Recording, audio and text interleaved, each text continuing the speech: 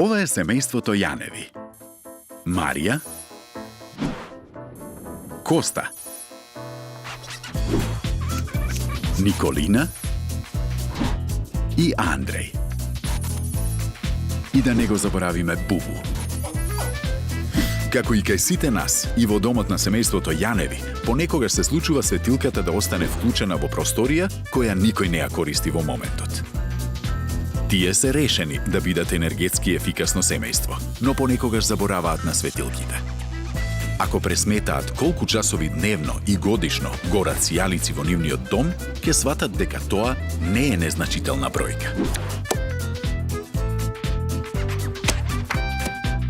Осветлувањето на домот е дури 12% од вкупната потрошувачка на енергија во домот. Па затоа, ако се внимава, може да се направи голема разлика во потрошувачката, што ќе донесе и заштеда за семејството. Ако Николина остави една светилка од 100 вати непотребно да гори, сметката за струја на семејството Јаневи ќе се зголеми за 67 денари месечно. Наместо да ги потрошат за струја, со тие пари Николина би можела да купи бисквити за Бубу. Постојат повеќе видови светилки, од кои најефикасни се LED светилките, потоа неонските, халогенските и на крај оние со жаровито влакно, или како што ги вика Андреј, обични светилки. Не заборавајте дека на подолг рок инвестицијата во поскапи светилки се враќа, се чува животната средина, а со поквалитетно осветлување се зголемува и вашиот комфор. Ако вашиот дом е осветлен со нештедливи светилки, енергијата што ќе ја потрошат во просек ќе ве чини 1209 денари годишно.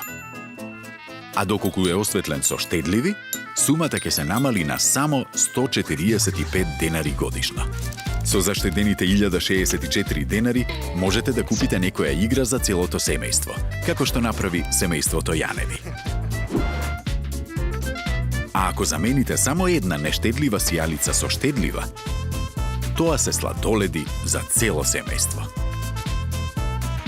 Откако Николина прочита за часот на планетата Земја, кога се повикуваат сите на планетата да ги исклучат уредите на струја на 1 час, за да помогнат во заштеда на енергија, ги убеди сите соседи од зградата да се вклучат во оваа иницијатива.